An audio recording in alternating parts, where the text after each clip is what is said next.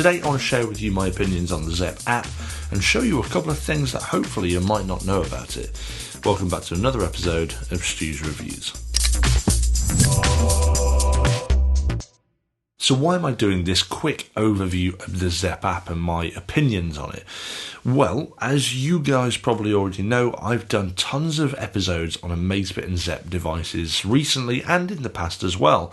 I've had things like the Bip, the Verge, the Stratos, the Pace, the Band 5, the Zepp Z, the Zepp E, GTR, GTS, all of these devices and more probably that are missing off that list quite clearly use the same Zepp app, and I don't want to keep repeating myself review after review after review. It's okay if you're just looking for a single review on, say, the Amazfit Bip U, which is the one I'm wearing right now.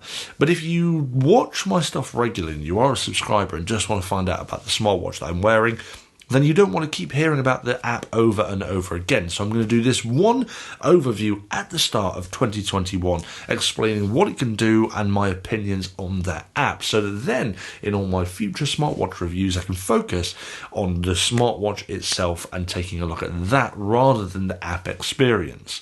So I hope that's okay. And for my existing subscribers, this is for you guys. And if you've come here from a review where I've directed you across, I will leave a link in the description below to all of the other Zepp and Amazfit wearables that use the Zepp app, so you can take a look at those yourself. But welcome, let's begin. Let's start right at the very beginning with pairing your watch to the app. This is such a straightforward process, and nearly every single current Amazfit and Zepp device uses the same process. You open the package, you turn the watch on, it has a QR code. All you've got to do then is, in the app itself, click the profile icon on the bottom right, press the plus button. You can then scan that QR code and it will pair up automatically with the app. It takes a couple of minutes and there'll be a couple of requests on your phone to pair with Bluetooth. But as soon as that's done, you are literally up and running in seconds. You can see that I've actually got more than one watch paired, which is an awesome feature. And something that I find a lot of people ask about the Zepp app is, can you pair more than one watch? And the answer is yes. The caveat is you can't have more than one of these activated at any one time. So that means that you can't receive notifications and do things like health tracking on more than one at a time. So what you have to do there is, let's say I now wanted to move from my Bip U to the Zepp Z, for example, I would have to choose the Zepp Z in the app and activate it. It takes a short while, but it activates the Zepp Z, deactivates the Bip U, and makes the Zepp Z the main device that I'll be tracking from that point onwards. This sort of functionality is imperative because Zepp and Amazfit wearables tend to be extremely affordable, so you might end up having more than one so that you can accessorize. I mean, there's so many different styles of Amazfit and Zepp wearables out there for you to take a pick of.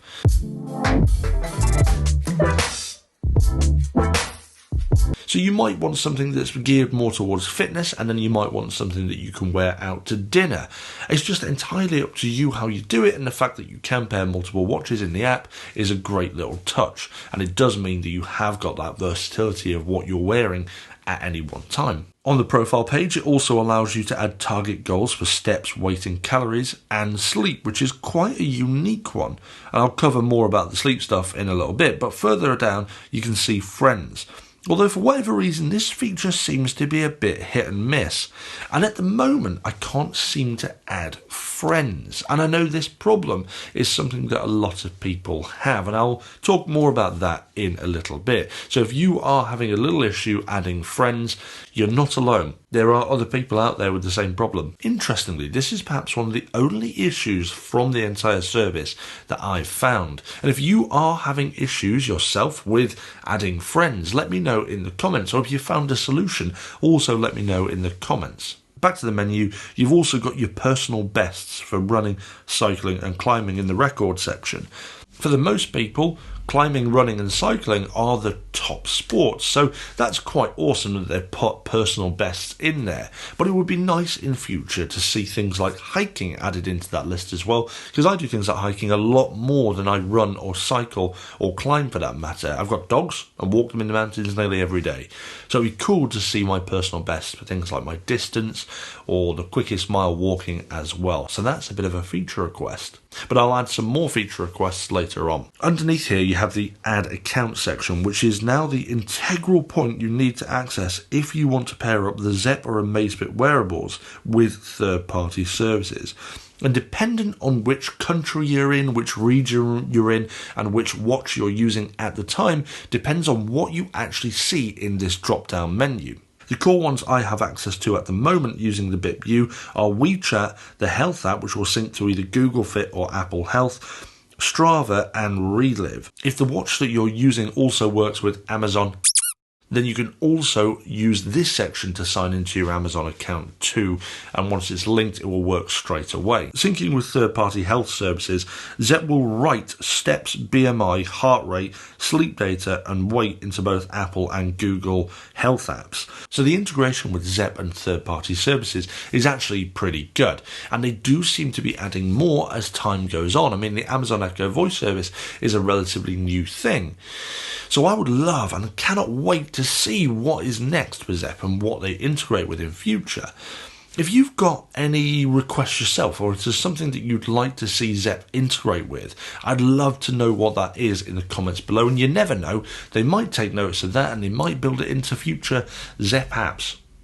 Who knows? But let me know in the comments. I've got a few ideas of what I'd like Zepp to integrate with as well, but I'll tell you what those are at the end. Also on the profile page is the smart analysis option. Now this is something that you're going to want to turn on, and I'll get into that in just a second. Because once you've set everything up, paired it all up and started tracking some data, the home page is where you're going to spend most of your time after that. It delivers a dashboard of the information that's tracked through whatever devices you're currently using, and by tapping on any of the information you can get access to further, more detailed data. Now what's awesome is by turning on that smart analysis I recommended a minute ago, it gives you advice in certain circumstances based on the results that you're getting. For example, in the sleep data, it gives me a few pointers based on the records for how I can sleep better at night. I love this feature, although it does make me feel extremely guilty when I constantly ignore the advice I'm being given and then continue to wonder why I'm always tired. Back on the dashboard, you might be wondering what on earth your Pi score is. This is Huami's secret weapon in helping you keep fit and prolonging your existence. It's a score generated from a combination of all of your health data developed over a 35-year study using over 200,000 people. Going into this section gives you information about your Pi score and what exercises you can do to cross the next Pi goal. There's a tiny little hidden feature here that some people don't realise you can do. By swiping up from the bottom, you get access to a little menu with quick actions that you can customise to suit what you use the app for the most, including shortcuts to change the settings in the watches that you're wearing themselves. Now moving into the actual watch settings from here, it'll depend slightly on which watch you have because it'll depend on the capabilities of that watch. And I'll cover some of the specific differences between the watches and what it can do with the app in those reviews themselves. So if there's anything that differs from this episode, I will explain that in those reviews themselves.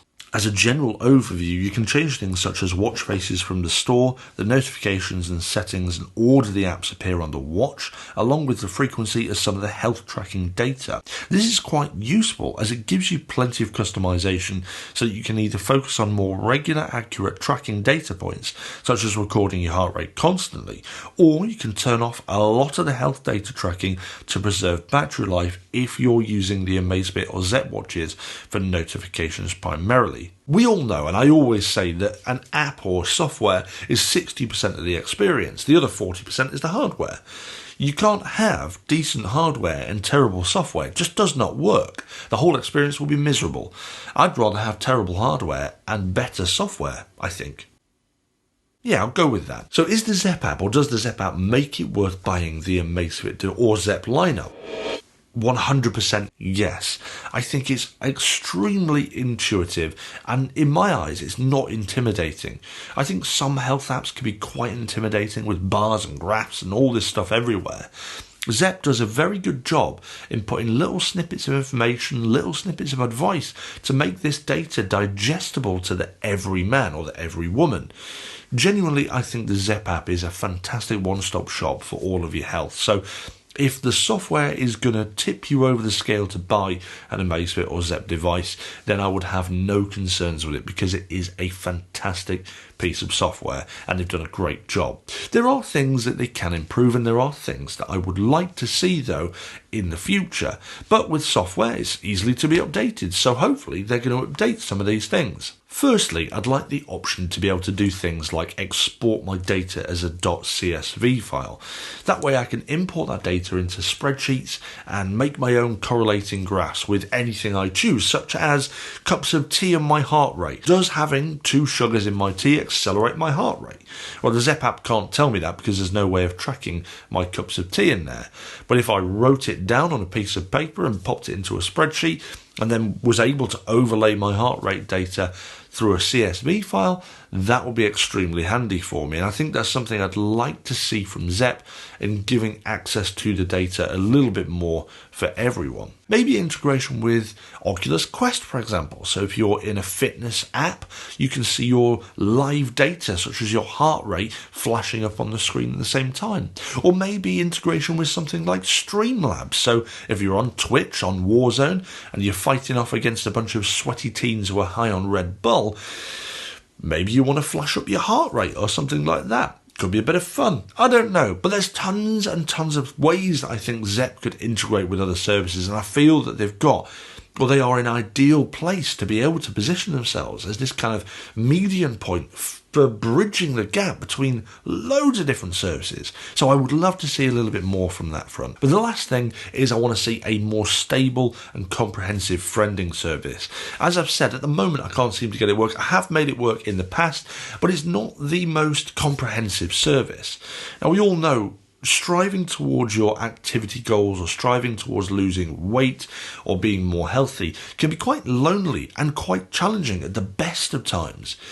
I think they need a more social service, a way to compete with friends and egg each other on to get a little bit more weight off your shoulders, burn a few more calories in a week, do the most number of steps. I don't know. I would just love to see a little bit more of a social element, which is what things like Nike does really well with their running apps. They have a much bigger social element, and I think that's something that's a bit lacking in the Amazfit and Zepp lineup. But hopefully, giving this feedback, we'll see more of that in the future. So that concludes my overview on the Zepp app, and I hope you found something useful or something you didn't know in today's episode. If you want to see an episode on any of the specific watches or Amazfit wearables, I will continue to update and link below in the description all of the reviews that I've done on Amazfit and Zepp devices that use the Zepp app. So click on that, take a look at those if you want to. But other than that, guys, thank you very much for joining. And again, just to remind you, I would love to hear from you what request or what integration you want to see or what features you want to see from Zepp in the future, because you never know, they could be watching and they might build some of those in. So let me know in the comments below and let me know what you think of my suggestions as well. But other than that, guys, thank you very much for joining, and I'll see you back for another episode of STU'S Reviews soon.